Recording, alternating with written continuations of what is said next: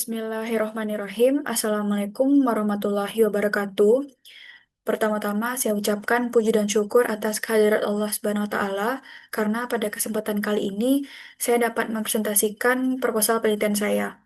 Yang terhormat dosen pembimbing 1 Ibu Roza Lesmana SIP MSI dan yang terhormat dosen pembimbing 2 Ibu Rozida Teno Putri Hanida SIP MPA. Perkenalkan, saya Aurelia Neva Putri dengan NIM 2210843029 dengan judul penelitian Dampak Pemberdayaan UMKM melalui program inkubasi oleh Dinas Koperasi dan UMKM Kota Padang dalam meningkatkan kesejahteraan masyarakat di Bukit Gado-Gado, Kota Padang.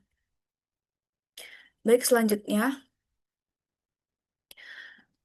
Pada poin latar belakang, usaha mikro kecil dan menengah atau UMKM merupakan salah satu tulang punggung perekonomian Indonesia. Data Kementerian Koperasi dan UMKM menunjukkan bahwa menyumbang lebih dari 60% produk domestik bruto atau PDB nasional dan menyerap sekitar 97% tenaga kerja secara nasional. Jumlah UMKM terus mengalami peningkatan tiap tahunnya, dikarenakan minat masyarakat yang cukup tinggi serta antusias untuk membuka lapangan pekerjaan sendiri. Keberadaan UMKM saat ini telah menjadi bagian penting dalam perekonomian nasional, terbukti dengan penyebarannya yang merata di hampir seluruh daerah di Indonesia dan keragaman jenis usahanya. Popularitas UMKM saat ini sudah tidak diragukan lagi mengingat hampir seluruh wilayah di Indonesia memiliki pelaku UMKM. Selain itu, jumlah UMKM juga mengalami peningkatan secara konsisten dari tahun ke tahun. Perkembangan tersebut dapat dilihat melalui data jumlah UMKM pada periode tahun 2018 hingga tahun 2023.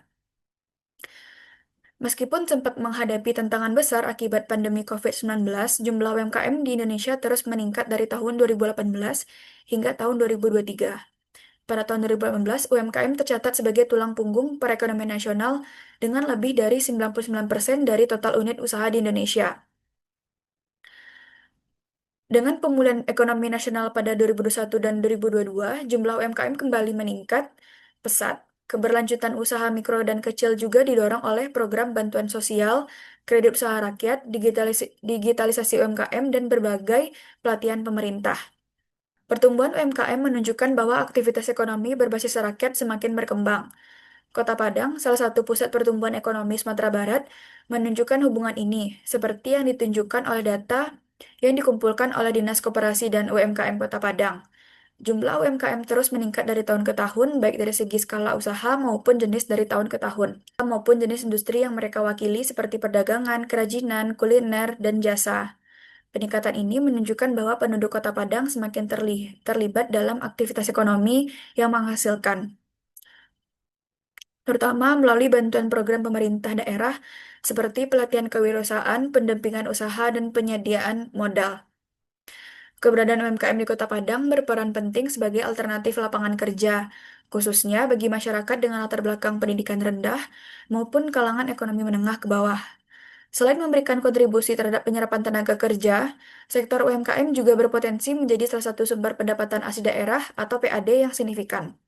Kota Padang berdasarkan data Dinas Koperasi dan UMKM, tercatat sebanyak 83.712 pelaku UMKM yang tersebar di 11 kecamatan dan 104 kelurahan. UMKM di Kota Padang didominasi oleh sektor kuliner, perdagangan, jasa, dan kerajinan tangan.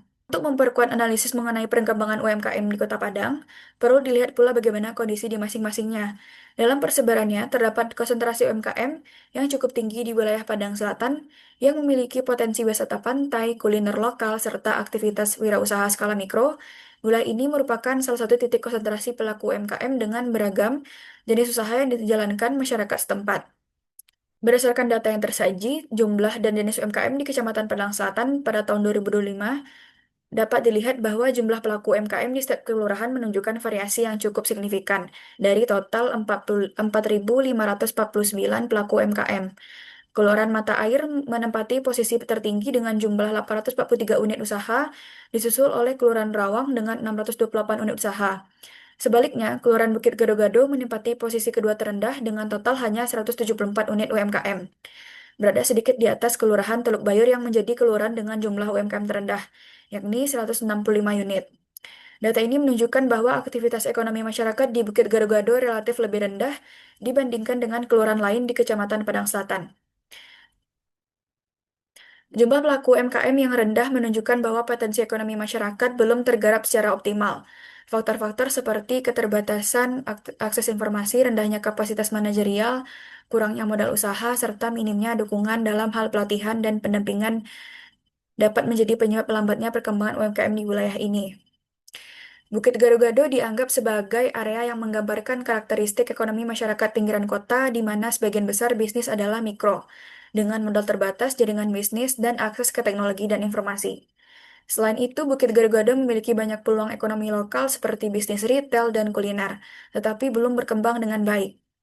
Bukit Gado-Gado memiliki potensi besar dalam pengembangan UMKM. Keluar ini tidak hanya dikenal sebagai kawasan strategis dari sisi lokasi, tetapi juga kaya akan daya tarik wisata, khususnya pantai. Bukit Gado-Gado juga termasuk dalam wilayah yang telah menjadi fokus pembinaan dari Dinas Koperasi dan UMKM Kota Padang, melalui berbagai program pemberdayaan seperti pelatihan kewirausahaan, pendampingan, manajemen usaha, hingga fasilitasi perizinan dan akses permodalan.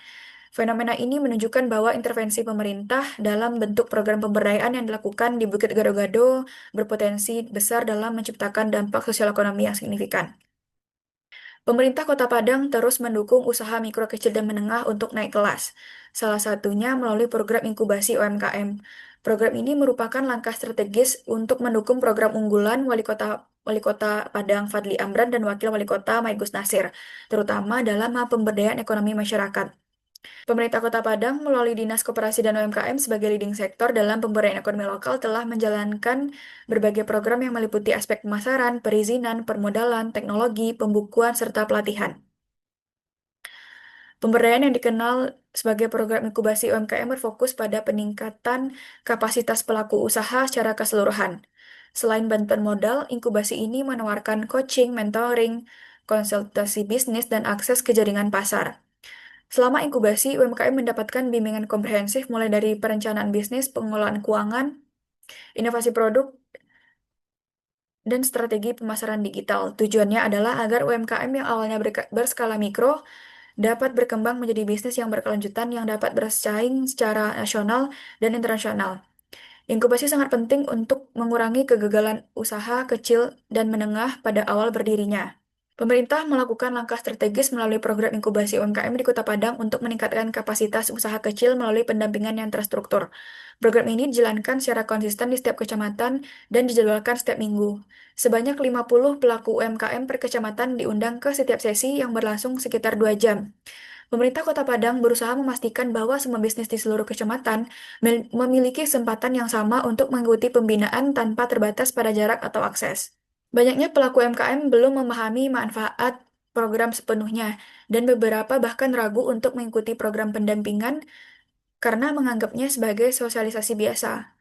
Untuk mengatasi masalah ini, tenaga pendamping lapangan ditugaskan untuk mendatangi bisnis UMKM secara pribadi di pasar tradisional, pusat kuliner, dan sentral usaha kecil lainnya. Program inkubasi semakin dikenal oleh masyarakat dan mendapat respon yang lebih positif. Metode door-to-door yang intensif akhirnya berkembang menjadi sistem pendaftaran yang lebih praktis. Program inkubasi UMKM tidak hanya dijalankan setiap minggu di setiap kecamatan, tetapi juga dijalankan dalam bentuk batch tahunan yang lebih komprehensif dalam 3 batch setiap tahun. Tujuan dari program ini adalah untuk memastikan kesinambungan pembinaan dan memberikan ruang bagi lebih banyak pelaku usaha untuk berpartisipasi, mulai dari pra-inkubasi, pendampingan intensif, dan tahap evaluasi. Setiap batch dirancang untuk menyediakan materi yang lebih komprehensif. Dengan pola ini, pemerintah berharap peserta tidak hanya memperoleh pengetahuan dasar, tetapi juga memiliki kesempatan untuk memperoleh keterampilan wirausaha yang lebih aplikatif. Program ini dimulai dengan tahap pra-inkubasi pertama pada tahun 2025 yang diadakan di Youth Center Kota Padang pada tanggal 14 hingga 16 Mei 2025 dan berfokus pada meningkatkan kemampuan dasar pelaku UMKM seperti pemahaman tentang manajemen bisnis, teknik perencanaan bisnis sederhana, dan teknik pemasaran digital. Untuk membuat proses pembinaan lebih fokus dan interaktif, jumlah peserta yang dapat mengikuti program batch ini tetap dibatasi sebanyak 50 pelaku. Dari jumlah tersebut, 10 peserta terbaik dipilih yang dianggap memiliki potensi besar untuk mengembangkan usahanya. Dinas Koperasi dan UMKM Kota Padang kemudian mengajukan 10 peserta terpilih untuk mendapatkan program pemberdayaan lanjutan. Tahap menengah ini mencakup pendampingan lebih intensif, akses ke permodalan, dan kesempatan untuk berpartisipasi dalam pameran atau acara ekonomi berskala lebih besar. Salah satu daya tarik program inkubasi adalah pilihan 10 peserta terbaik ini karena memberikan intensif kepada pelaku UMKM untuk serius mengikuti rangkaian kegiatan. Selain memperoleh pelatihan, peserta juga memiliki kesempatan untuk mendapatkan bantuan langsung dari pemerintah dalam mengembangkan bisnis mereka. Pola ini menunjukkan komitmen pemerintah Kota Padang untuk mendorong banyak peserta dan menghasilkan UMKM unggulan. Berdasarkan data yang ditampilkan pada tabel usaha mikro binaan di Kelurahan Bukit Gado-Gado pada program inkubasi UMKM batch kedua, diketahui bahwa jumlah pelaku usaha mikro binaan yang mengikuti program tersebut mengalami penurunan dibandingkan dengan batch 1. Pada batch ini hanya terdapat 3 pelaku usaha yang tercatat aktif mengikuti kegiatan pemberdayaan. Jumlah tersebut menurun dari 7 peserta pada batch sebelumnya menjadi hanya 3 peserta. Secara substantif, penurunan ini menunjukkan adanya penurunan tingkat partisipasi pelaku UMKM terhadap program pemberdayaan yang diselenggarakan oleh Dinas Koperasi dan UMKM Kota Padang. Kondisi ini dapat diinterpretasikan sebagai fenomena yang menggambarkan bahwa tidak semua pelaku usaha mikro mampu mempertahankan konsistensi dalam mengikuti kegiatan pendampingan dan pelatihan yang diberikan dalam program inkubasi. Selanjutnya, Dinas Koperasi dan UMKM Kota Padang membuat 8 kurikulum inti untuk setiap batch dalam program inkubasi UMKM. Kurikulum ini dirancang untuk memenuhi kebutuhan dasar pelaku UMKM dan menjawab tantangan yang dihadapi oleh usaha kecil di era digital. Antara lain yang pertama yaitu orientasi atau pengenalan program.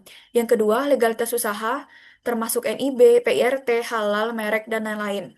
Yang ketiga, pembuatan foto produk dan video promosi. Yang keempat, pembuatan media sosial. Yang kelima, pembuatan brosur dan flyer. Yang keenam, pengenalan platform digital dasar. Yang ketujuh, pembukuan sederhana. Yang kedelapan, evaluasi dan reward.